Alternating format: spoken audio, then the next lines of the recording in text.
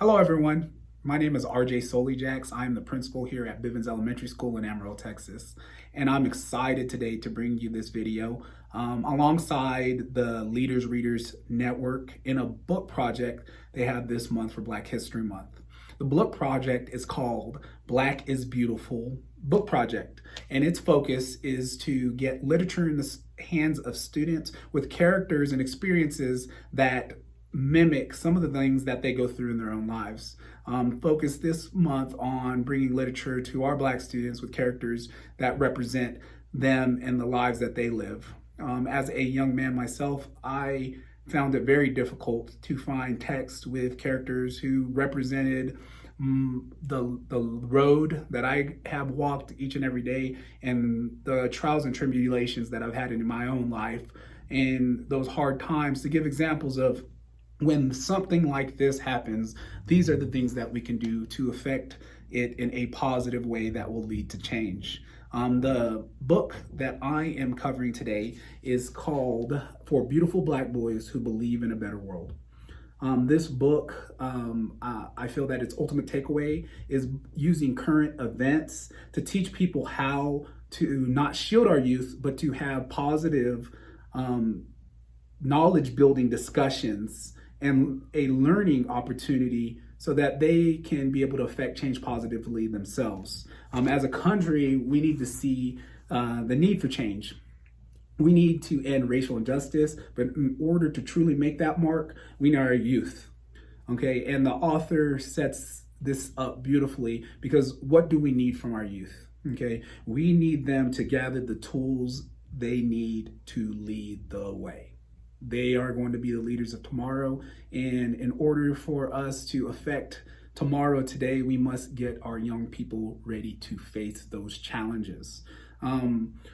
Throughout this book, they gave many examples, and I'll share a few of ways that we can, as a society, influence change positively. After the events that have happened within the last 5 to 10 plus years that have been broadcast because of the availability to video and media, has allowed some of the deeper rooted issues to come to the surface and be discussion pieces in many of the conversations that we have each and every day in our homes and with our children. This book begins more lighthearted, but then begins to get heavy as you go through it.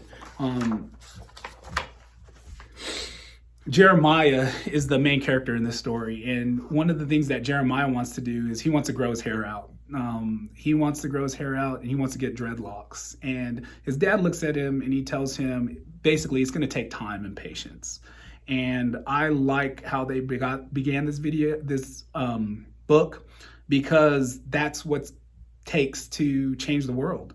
It takes lots of time and patience and strategies to be able to make lasting change, so that the people who come after us don't have such a hard time with equity.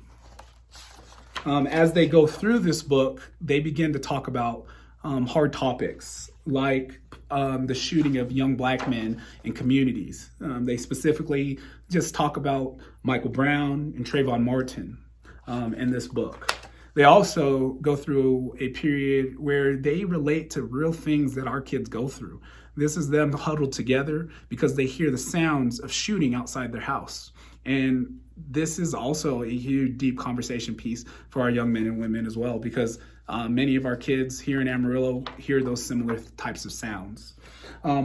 Also, they talk about different nationwide events. This is talking about the Charleston 9, the ones that AMA church that were shot and killed. They had a young man who came in and studied with them and ended up opening fire. It talks about that. It also talks about the frustration that young Black students go through when they see people like themselves being treated a certain way in media. They get frustrated, and sometimes they close up because they don't know what to say. They don't know what to do. It also talks about the police officers that were murdered in Dallas, that were shot and killed doing their job.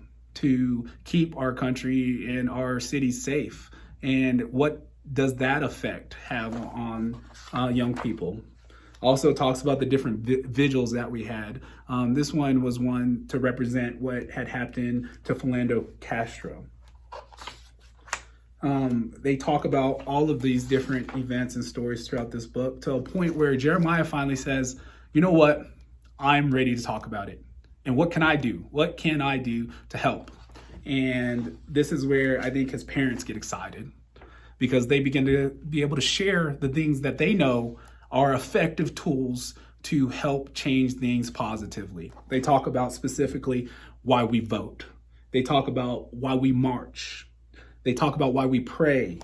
They talk about why we organize, why we speak out against injustice, and also, why we donate money to important causes.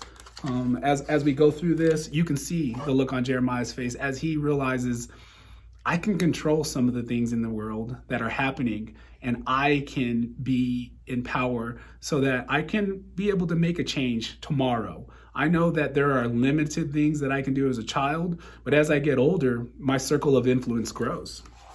So as we go through that story, we get to the end of the book and he has his dreadlocks, because just like growing his hair out, it's going to take time and patience.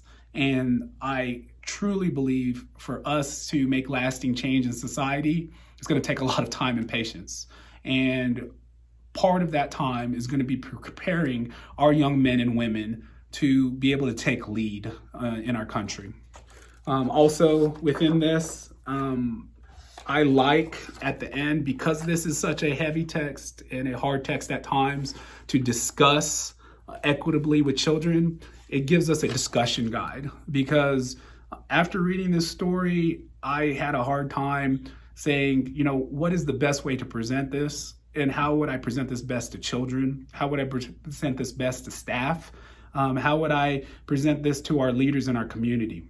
And these are great discussion pieces and examples of ways that we can have this tough conversation in our rooms, in our classrooms, in our world, and do it in a way that it has that progressive, positive, lasting change.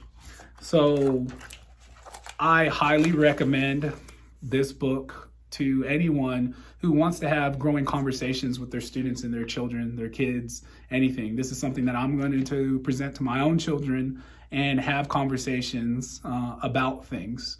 I truly believe in this book project and the equity that it will give to many of our young scholars who want and need motivation in the positive way through school, to get them connected, to get them hooked in to the content, to make them excited, to make school one of the happiest and best places that they can be. Because at the end of the day, when you can equip a child to be able to problem solve and talk about situations that will be tough in the future, you're giving them tools to not have to always go to extremes to hear their voices heard.